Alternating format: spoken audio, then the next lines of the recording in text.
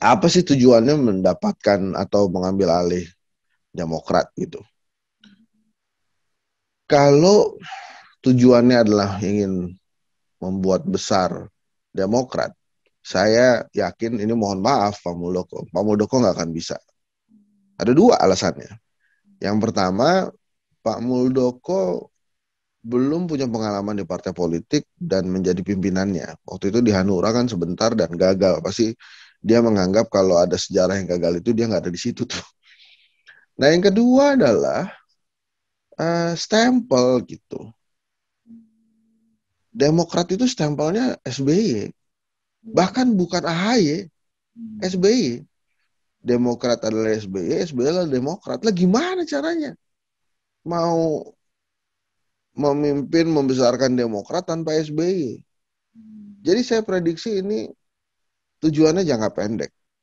Jadi hanya memanfaatkan kekuatan Demokrat yang ada di DPR dan DPRD hingga sampai 2024. Untuk apa itu? Ya macam-macam. Misalnya memperkuat policy-policy yang memang harus diputuskan secara aklamasi.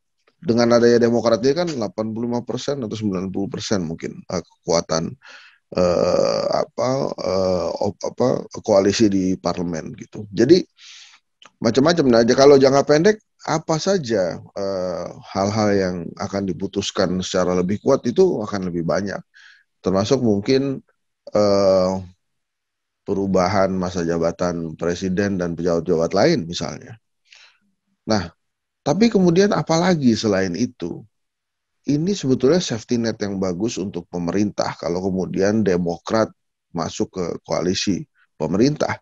Sehingga kalau ada yang kemudian pelan-pelan menjadi PKS pada waktunya karena ingin mendapatkan suara dari rakyat, artinya menjadi oposisi nanti di 2023 jelang 2024, pemerintah masih aman gitu karena misalnya Nasdem atau Golkar atau PKB eh, mulai jadi oposisi, mereka cukup kuat karena ada PDIP, Gerindra, dan sekarang adalah Demokrat gitu. Mungkin itu arahnya ke sana. Nah, kalau kemudian arahnya hanya itu, bisa saja kemudian skenario Pak Muldoko selain diporak-porandakan oleh tadi sementara ini oleh kata-kata Pak Mahfud yang menggunakan ADRT 2020, bisa saja skenario ini bubar total bila kemudian ada perbincangan dan kesepakatan antar presiden ke-6 dan presiden ke-7 gitu. Artinya SBY dan Pak Jokowi. Bisa saja kemudian Pak SBY bernegosiasi politik dengan Pak Jokowi, berjanji akan menjadi koalisi pemerintah walaupun tanpa jabatan menteri, itu asal Demokrat dikembalikan.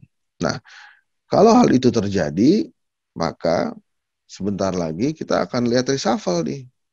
Terima kasih sudah nonton. Jangan lupa like, subscribe, dan share ya.